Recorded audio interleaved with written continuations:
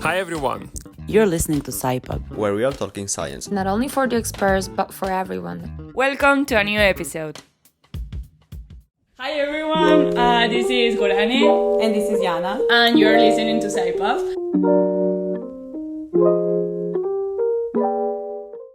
Today we are more than happy to present our guest, Zoila Babot, the head of communication and branding of Barcelona Institute of Science and Technology. And our topic today is science communication, and who better than Zoila to talk about this topic. So first we wanted to ask some general questions of science communication. So, for example, what exactly is science communication, the definition, and what's the role of a science communicator? Okay, so, well, I'm glad to collaborate in this super cool project you have. And science communication, today it's a professional career, if you want, or a profession. And it basically consists in explaining the science, the latest discoveries, or the context in which the science is done, the discoveries are done, to the public that are not professionals of the science, right? So you know that science uses a lot of jargon, that scientists communicate among themselves using these specialized languages and so on. And then my profession is about explaining this to the public that is not familiar with this vocabulary and so on. What's the role? So a science communicator could be a person, you could think about journalists, no, working in a newspaper or in a TV, or in my case, a person who works in a scientific institution. And in that scientific institution, the role is to explain the science that is done in that place to the general public, or like we can also set up different kind of publics, no? Like also kids, school-age kids, or I don't know, professionals from other disciplines, wherever. Nice, thank you. So what does a typical day for you look like? Well, I would say a science communicator is also a person that does a lot of different things, and probably there's nothing like such as a typical day. So every day is different, no? And it depends. We do many different things, like imagine that your thing today might be there's a big discovery in your institution and you are preparing a press release. So you interview the researchers who did the discovery, you maybe take some photos also, you might do some video, or you might hire someone to do this video. And you prepare all the things so to explain the scientific discovery. That's one thing. But also we do other things like science outreach or public engagement, and we might be organizing, I don't know, a science cafe in a place in the city of Barcelona. So I might be just organizing these kind of things. No? Is there going to be coffee in the place? Who is going to be speaking? Who's going to come? I'm going to set up maybe a registration page. So many different things. Also the website, the social networks, no? Wow. All these tools that we have available to communicate the science, basically. Nice. Favorite aspect of your job and the most challenging one? So the favorite aspect is that while doing my job, I learn about science. So for me, that's awesome, no? Like there's a new discovery, it's something that you do not know about it, and you have to understand it first yourself, so then you can explain it to the public. So in doing so, you learn, no? And you participate from the scientific community doing this job. So that's what I like the most. The most challenging is that for me, for example, I think I want the public to understand that fundamental frontier research is key for the development of the society, but this research is many times not very far from applications, or you cannot even imagine what applications is going to have at the end. So for me this is very challenging, because I really want to explain that frontier fundamental research is key. But it's hard because you cannot relate it to a particular disease, you cannot a particular, I don't know, development in communications or something like this. So that's something that is always think about, no? How can I do that? So That sounds really interesting. it is. It's not easy. It's not easy I at all. presume that it's not easy. No, it's actually easier not to explain the science when there's a closer application, no, and the Yes. public then listens. Where we have discovered something for this kind of cancer, everyone listens, right? Well, regarding that topic, do you think that there is a gap between public understanding of science and scientists and science? And how do you, in general, how do you address these misconceptions about science and scientific topics? Yeah, the gap, it depends, no, on the people. There's, like, for example, I see nowadays the young students in high school that many of them are very interested in science and they do questions like very focused. So that there's also a lot of young people with a truly interest and that they advance much more than when I was their age, no? But then, yes, there's people that believe in, well, or does not believe in science as no, which is very weird for me, no, because it's not believing in how we discover things and how we basically manage, no, our daily life. So there's a gap, depends, and how you manage it. I think that what we've discovered, no, is that you have to listen a lot to the public, no? You have to understand where the gap is, where the misconceptions come from.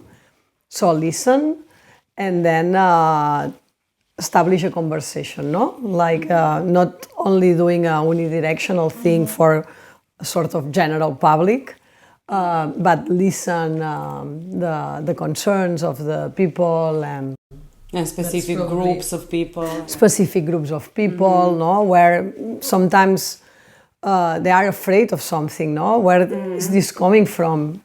So yeah, probably I would say listen to the people, no, to the public that you want to reach first, which is not easy, but One more question. Do you think that public has the responsibility to keep up with science? Not only, how to say, wait passively for someone to deliver them informations? okay. So I feel that public, I mean, voters, no, we are asked to vote every, now I would say 4 years, but more often actually. And yes, we have the responsibility to be informed, right? And inform means inform about many things, about I don't know, the educational system, but also about a little bit about the scientific advances and so on, so you can understand. Also think that the research it's mainly done with public funds, so you need to be a little bit informed, basically because your tax money is going to be used to do research, no? So I think it's important. But also there's the responsibility of the people who does the science. And by that I mean the researchers, the institutions, and well, of course, the people that work on that, but that is supposed, no? The researchers they have to think that they are using public money to do their job, and that they have to, if there's a TV or whatever coming and asking for questions, they should find the time to communicate and to explain it in a language that can be understood for everyone. And the institutions also, no? The institution has the duty to have a science communication department to make sure that the science that is done there reaches, no, the public. So it's a shared responsibility. Can you give advice to people that want to actually learn more about science and find out about these different scientific events and similar things? So for that, the source is important, right? So if you are interested in a particular topic, you have to make sure, no, that you, like, I don't know, we were saying Alzheimer's, no, and you go to the Google and you check for Alzheimer's, you have to be sure that the source of your information is a trustable one, no? That you trust it. And then once you find your sources of information, especially in the place you live, no? You live, say, in Barcelona, and you discover that there are all these research centers around the universities and that they do science outreach, then check for their outreach pages and see the activities they have. And there are many things nowadays, many things in Barcelona, like from the big Barcelona Science Festival that happens, I think it's usually in spring, and it's one day, it's in the streets, and it's super nice, to many things that are organized by the scientific institutions that might be smaller, no? Like Science Cafe, that someone organizes, a talk, a public lecture in a library. There are many, many things. So I would say get familiar with the web pages of these institutions. Check also Barcelona City Council has many things. The same happens in many other cities. So just be aware of that, and once you start knowing it, then you realize that there's plenty of activities to do. Here at BIST, are you organizing something? At BIST, now we are super busy organizing the Científicas, it's called. That happens around the date of the 11th of February, which is the International Day of the Women and Girls in Science. And with another foundation, la Fundació Catalana per la Recerca i l'Innovació, we organize this event in which we basically pair researchers from the public and private sectors in Catalonia with the schools. And then last year we got more than 500 researchers and schools. And we pair them for that day so the kids in the school, in a class, they get to meet a scientist, a woman scientist, and they talk with her. And this woman scientist explains how she reached that career, how was she when she was 11 or 12 years old, as the public she has that day, and what's actually the science she's doing and how it's her job, no? So that's something very nice. The public is like school children. But then there are many other activities happening around, especially so the 7 research centers of the BIST community, also the Pompeu Fabra, which is also involved in the master, all the Catalan universities. So there are many things around. But yeah, my mind now is with the Científicas, which is big. It's very big. Amazing. Yeah. Nice. So we also have some questions of the public when we ask this weekend interviewing people, and they wanted to know different things. So one you already answered. They were curious about the definition of science communication. You already answered the questions. But then a person had an interesting question that when you communicate something, science is a broad field, so do you take science as parts, or do you communicate science in a whole, or you take, like, for example, physics and you talk about it, or then biology? Depends. You usually do it part by part in my profession, right? So like before being at BIST, which, you know, it's an institution in a community of 7 research centers. I was working myself in a research center, in a different research center. So the topic in there was agrigenomics. So of course my job was talking about that topic and not others. That means that maybe one day I'm talking about genetics, the other day I'm talking about how climate change might affect crops. But it's always around that, right? If you work as journalists, also you would do a news piece about a particular topic, no? But I don't know, I can imagine working for the American National Science Foundation, no? And then you can also talk about, and I think it's very interesting, talking about how science is done, no? We realize that some of the misconceptions sometimes about scientific discoveries or some of the fears, no, that people have might come from not understanding how the scientific knowledge is built.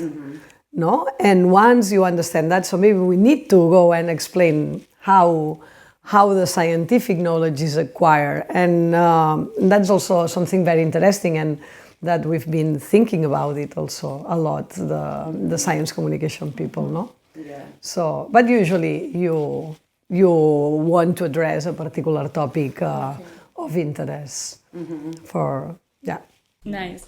So there was also a girl that was suffering from an autoimmune disease, and she was saying that various experts were trying to explain her what she has, but that she didn't really understand anything because she doesn't have a background. So how do you communicate people something when they don't have a background there? Yeah. How do you make sure they understand what you're saying? And Yeah, that's interesting. I think that in this kind of situations, there are associations that do a very good job because they establish this dialogue with the patients, right? And those are the kind of patient associations, and like, I don't know, I'm thinking, no, the Asociación Española contra el Cáncer, or so these people are very close to the patients, to the medical doctors, to the scientists, and they find a way to explain the disease from the very beginning, no? And also because most of them are people that suffers that disease, that in a moment they didn't know anything about it, they learn, they were in touch with the medical doctors, with the scientists, and now they know how to explain it. They might not be professionals of science communication, or they might hire science communicators in the association, but I think it's usually a very nice source of information at these stages. And then also, like from the research institutions, we need to learn, and also the scientists, we need to learn to explain it from the very fundamentals of the disease, no? It's something, it's our duty to learn how to do it. continuing with this topic, do you think that a background in any topic is necessary for the public to understand this that you are trying to communicate?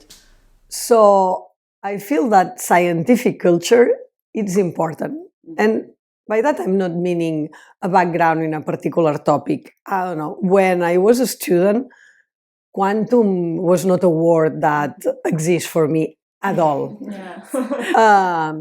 And it's okay, like things get discovered and you get used to the new words and you try to understand as much as you can and so on. But scientific culture is important. So we do not accept a society where someone doesn't know a little bit about politics, a little bit about the main authors in literature, no? We would say, this person is an illiterate, no?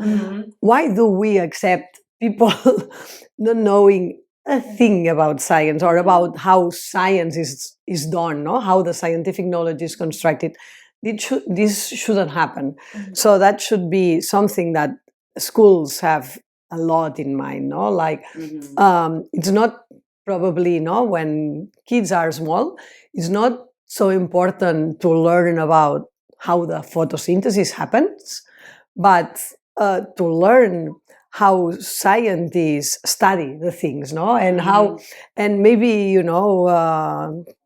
today we think that the physics are in a way and we discover new things, and in 10 years, maybe the physics rules, well, physics is difficult because it's very old, but no, some things would have changed. And the important thing is to be open to that and to understand that no one said a lie to you when you were a student and they said that the things were like that. Yeah. That was the best theory with the scientific knowledge we had in hand at that moment, right? Yeah. So scientific culture is important. Yeah. When I was a student, Yes. right, yeah. When I was a student, like I was studying in biology, the DNA had 99% or I don't know how much of junk DNA, it was called. Junk DNA, because it was not translated to proteins, right? Yeah. So it was like, all this, it's like all stuff that, and now we know that there's many things in what we used to call junk DNA, and they are important, right? it was a lie. No, it was what we knew at that moment. So that's the important thing to understand. Yeah. Right? Yeah. But things in science are moving really fast. They are moving fast, so the important thing is to be able to adapt and to have keep up a culture. a little bit. Yes. Exactly. So since you already started talking about your background, we wanted to hear more about it because I think it's super interesting to hear, do you have a scientific background, or is it even necessary to have a scientific background to become a science communicator? I hope that our listeners are now a bit more interested in this in this topic. I certainly am, because it sounds like an amazing and really interesting profession. So if you can tell us a bit about your path. Okay. So I'll answer first the second question. Okay. It's not necessary to have a scientific background, because we actually want everyone to understand, right? So what is necessary is to have an interest. There are many very good science journalists that in the college they studied journalism, right? But then they got in touch with science, and you learn as you work and your interest. In my case, I do have a scientific background, and I can say you do not need it to do this job, but I'm happy to have it, and I'm happy of my research career, or my professional career. Sorry. So I studied biochemistry in college, and then I did a PhD in neuroscience. Very fundamental research with cell cultures and so on. And once I finished, I thought, I like a lot the science communication, but that was not still at that moment. I didn't know many people working on that. So I still thought I also like a lot science, and I would love to do science in a cool and big place. So I did a postdoc at the Salk Institute in California, in San Diego.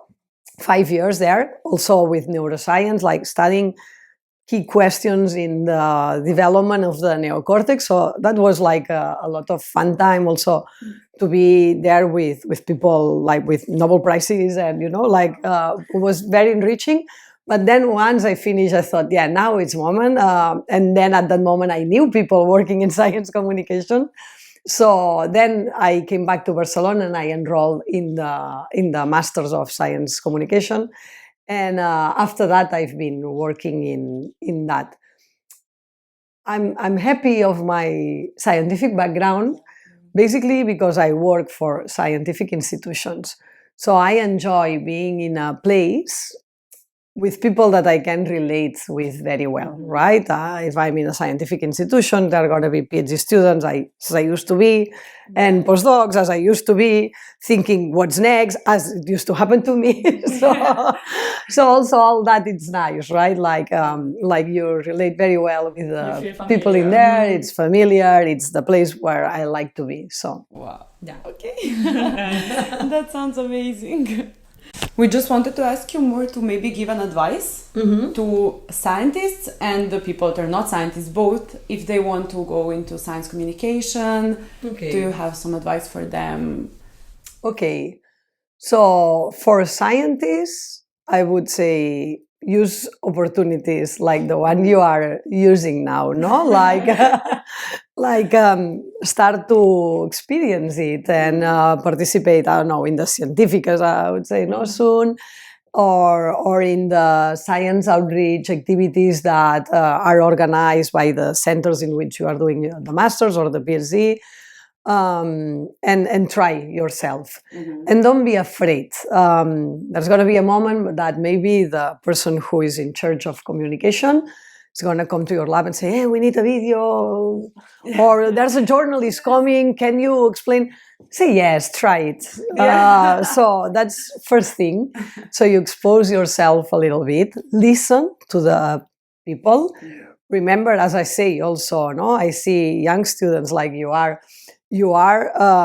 super into your science already. Remember that not everyone knows about your protein and about, I don't know, epigenetics, whatever. So remember that and establish conversation, be empathic with your interlocutor. And for the other people that are interested, maybe that they are not in science and they are interested in a career, just try to do a collaboration, like an internship in a place, and have a truly interest to learn. That's the nice part of the profession. If you do not like to learn, don't bother about being here, I would say. Yeah. But if you are interested, go there, listen, learn about scientists.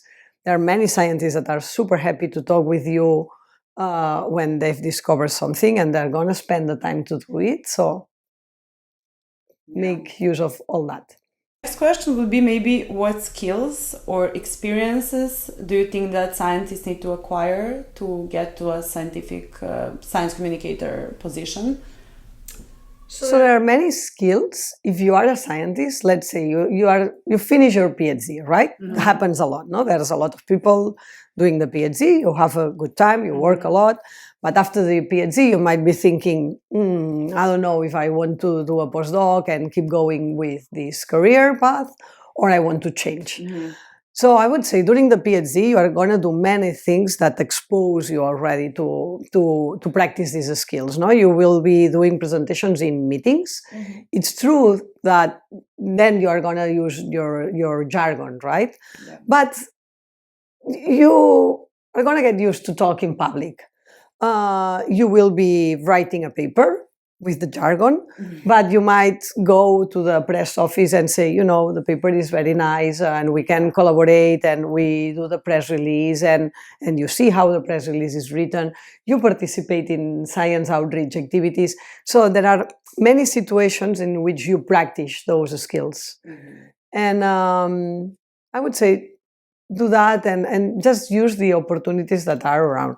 And if you want to do even more, nowadays you can do a podcast by yourself, videos, whatever thing that you invent. But even if you do not do that, I didn't do any of those things as a student. Not a podcast, but I participated in the activities. I spoke in many congresses, so you practice many of the skills. And then for me also, it's important to do studies. It's not super. Now there's, for example, a postgraduate program that you can do on Fridays and on Fridays afternoons, actually, of science communication. I think it's important also that you go there and you focus in what you want to do next for a while, like doing this specialized training. Any final words maybe to encourage our audience? You know what? Sometimes I'm kind of scared of doing that because we know, we are science communicators and we know how to make it sound and I tell you, it's cool, no? It's a cool job, but also science is a cool job. So sometimes I'm scared, like thinking, wow, no one is gonna keep in the scientific career, and we also need that. Right? Yeah. We need that, the first thing. So science communication, it's very nice and it's very diverse. You can work in many different places and institutions. You can be an entrepreneur. You can I'm all the time hiring services from companies that were started as an entrepreneur in communicating science.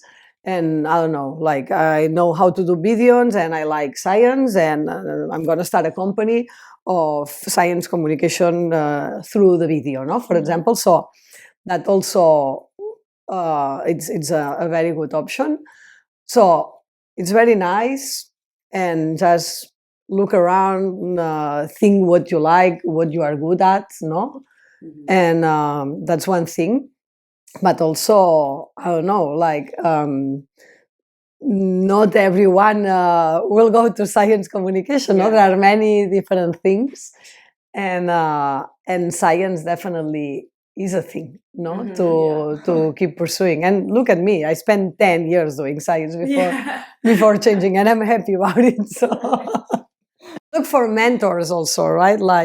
Go and talk with people. I do this very often, let's say, I talk with a lot of PhD students finishing, and so how it was in your situation, and so that's also important, I think, to talk with people who were there few years before you, no? So thank you so much, Zoila, for having us and for this really nice conversation. I really learned a lot. Yes. And I hope that our public does so. So thank you so much. Thank you. Thank you. It's been a lot of fun. So yeah, yes. I hope. For us too. And we are reminding our listeners to keep up with these different events and different scientific events in general. To make an effort. Yes, to make an effort, Exactly. to read a little bit about science. Exactly. To get to know their science, and also to follow us on different media. We're SciPub.